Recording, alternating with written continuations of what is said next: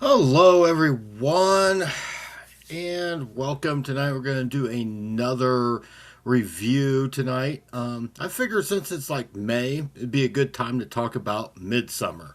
And trust me, I have a lot to say about this movie. Some of it, many of you might agree with, some will disagree. Some stuff might leave you scratching your head a little bit, but I'll and certainly there'll be some things that might be considered controversial. But that's what we're going to go in. And once again, this is just my own opinion on the movie. And it's really going to be more of an analysis than a review of Midsommar. But here we go. So here's one thing is I really don't look at this movie that was directed by Ari Aster necessarily as a horror movie per se, because really the only thing I find horrifying in the whole movie is what they do to the bear at the end. Outside of that, I look at it as more as a dark comedy, because there's actually a few scenes that I actually kind of laughed my ass off, to be honest. Like the scene where the two old people take two giant steps for mankind right off the mountain cliff. A scene I kind of saw coming a mile away. Now, sure, their mangled bodies were gruesome, but then they brought out that big, huge, like oversized mallet to more or less finish the job, as they weren't quite dead just yet. And that mallet scene just reminded me straight out of something that I might see out of a Bugs Bunny cartoon.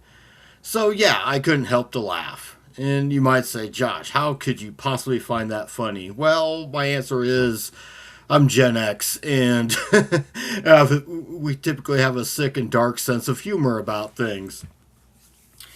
And then, of course, another scene I had to laugh quite a bit was scene where the character Christian is, shall we say, getting romantic with that young redhead of the commune or cult, whatever you want to call it. And all while you have some of the elder women of the religious sect standing naked in a half circle, and then one of these women gets behind Christian and gives him a little push.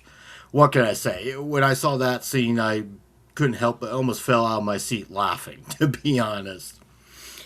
And of course, once Danny, our main point of view character and drama queen, witnesses her boyfriend playing hide the salami, she reacts in the most overdramatic way possible, with her little handmaidens echoing her nauseating cries.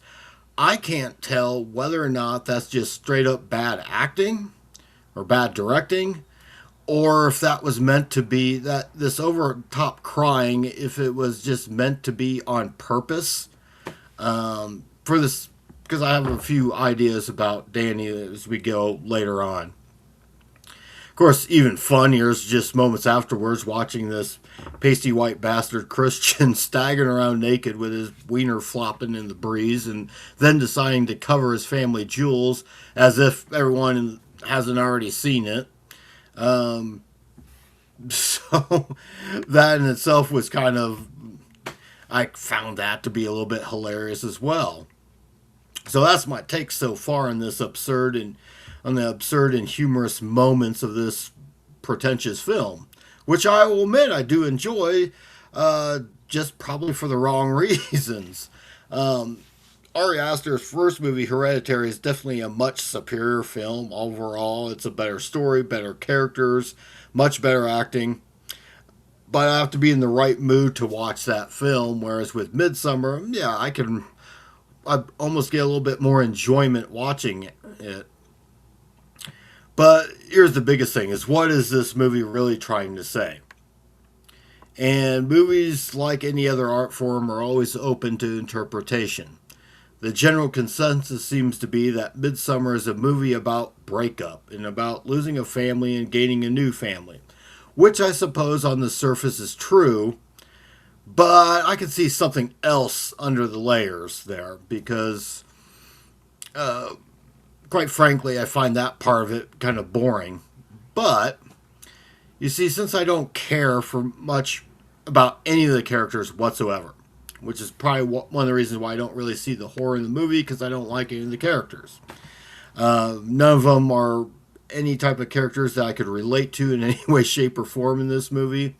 So I'm able to detach myself from this story and look at this movie as itself as a critique on not just two cultures, but how these two cultures relate to other humans.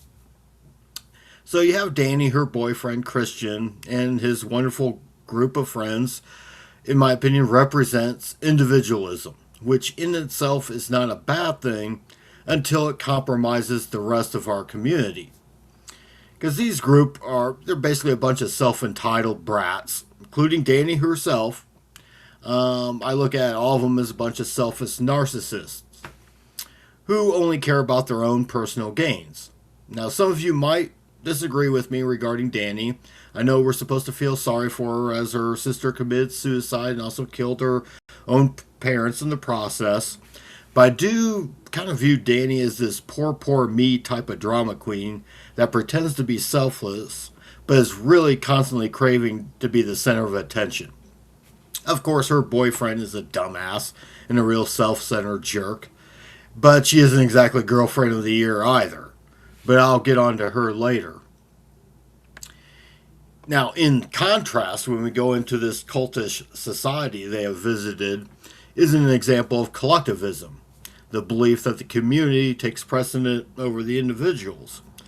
Once again, this is a negative principle, except this particular group of religious nuts are all about stripping everyone of their individuality and manipulating everyone within their cult to become conformists. This, of course, is a highly dangerous, as this does not just pertain to particular religious orders, but anything really, is specifically political affiliations.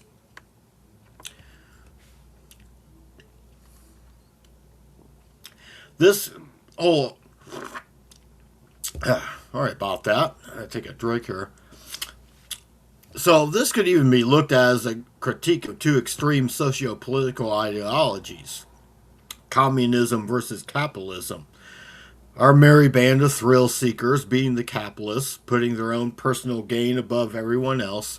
We see this in Christian and his friend Josh as they kind of fight each other over their thesis, you know. And the cult is a great example of communism, where it's all about the community over the individual, except, of course, for the few elders who are allowed to put themselves over the community, as any communist government as a figurehead to be worshipped, whether it be Stalin, Castro, and so forth, or our fabulous May Queen, Danny. Which brings me back to her. I find it interesting that many people consider her not only to be a final girl, but even a great final girl, and this is where I have to disagree. Whether you like the movie or not, or like the character or not, to be a final girl or a final anything, you have to actually be in danger. And I don't think she was ever in danger whatsoever throughout this entire movie. Now, maybe had she not won the little dance-off that she ended up winning to crown herself May Queen, maybe then her fate would have been similar to her boyfriend and all his friends, but we don't really know that. So, going to the final end scene there, when she is smiling at the very end, as the whole little shack's burning up. Perhaps she's smiling because her shithead boyfriend and his friends are now dead, and she now has a new family. Or, in addition to that, she now gets to be the center of attention. One change, which is what I think she's always been craving, to be the center of everyone's attention. She tries to act humble, but really, she's always has to be in the middle of everything, it looks like. At least that's what I gauge from her personality. Now, the one change I would have made in this movie would have been, when we're at that end, is to have included a little bit of a flashback scene showing that Danny's family did not die of a murder-suicide, but rather it was Danny herself that killed her whole family. Why, would you ask? Well, perhaps she was jealous of the attention her sister was getting and decided to make a clean break from her family. When the opportunity came for this overseas trip in Europe, what a terrific opportunity for her to find a new family and once again be the center of attention. That is why she could be smiling. And now that would have been a great, massive plot twist and actually brought some horror to the movie. At least for me, anyway. Now, maybe I'm reading too much into this, and I'm not saying this was Ari Aster's intent with this movie. It's just how I interpreted the events of the movie. And I could be totally wrong, and I probably am. But once again, it's just kind of like my perception of the movie. I interpret that this movie is saying we need to find a balance between individualism and collectivism. I think as writers, artists, journalists, filmmakers, content creators, we all understand that we use our talents to express our individuality, not necessarily for our personal gain per se, but to enrich our community around us. The personal gain is a byproduct of that, and that doesn't destroy the community around us. Perhaps those running our government and economy would just simply follow those principles. We would be a lot better off. So that's pretty much my take on Midsommar. So feel free to let me know in the comments and tell me where you disagree with me or if you agree with me. Either way, I welcome the comments. Just keep them civil.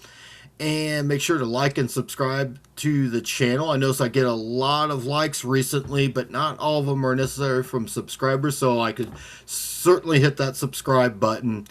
And until then, we'll see you next week. Good night, everyone.